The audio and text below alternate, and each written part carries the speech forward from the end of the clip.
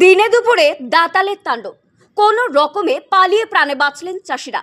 আতঙ্ক ঝাড়গ্রামের সাকরাইলের চুনপাড়ায়। দিন দুপুরে ফের দাতালের তাণ্ডবে তটস্থ সাকরাইলের চুনপাড়া এলাকা। সোমবার দুপুর নাগাদ হঠাৎই জঙ্গল থেকে বেরিয়ে আসে একটি দাতাল হাতি। মুহূর্তের মধ্যে ঢুকে পড়ে চাষের জমিতে।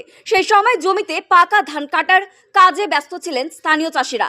আচমকা হাতির হামলায় প্রাণ ভয়ে হুড়োহুড়ি করে পালিয়ে যান সবাই। কোনো রকমে প্রাণে রক্ষা পেলেও হাতির তাণ্ডবে ক্ষতিগ্রস্ত হয় একাধিক জমির পাকা ধান।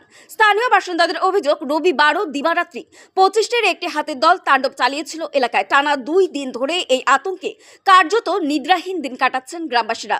তাদের ক্ষোভ, বন দপ্তরের পক্ষ থেকে কোনো কার্যকরী পদক্ষেপ নেওয়া হচ্ছে না। ফলে চাষের মৌসুমে ক্ষতির আশঙ্কায় দুশ্চিন্তায় দিন কাটাচ্ছেন এলাকার কৃষকরা।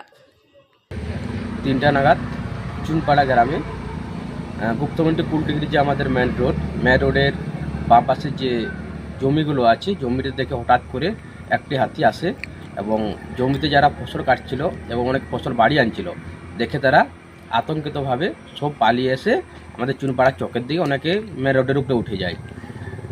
টোটাল গ্রামের মানুষজন আতঙ্কিতভাবে আছে এবং এলাকার মানুষজন আতঙ্কভাবে আছে।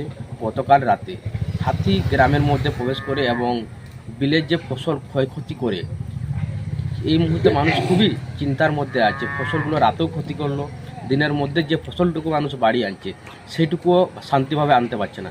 তাই বন দপ্তরের কাছে বিশেষভাবে অনুরোধ, যাতে হাতিগুলো খুব তাড়াতাড়ি অন্য কোনো সাইডে সুরক্ষিতভাবে নিয়ে যাওয়া যায়।